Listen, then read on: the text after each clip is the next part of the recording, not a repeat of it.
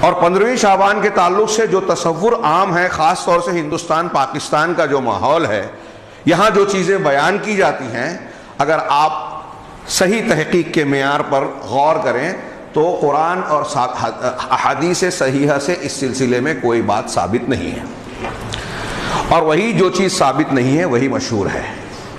کیوں مشہور ہے؟ اس کو مشہور کیا گیا ہے۔ مزید تحقیق کریں تو پتہ چلے گا کہ شیعہ اثنا عشری روافظ کے یہاں ان کے موہوم 12ویں امام کی ولادت کا دن ہے۔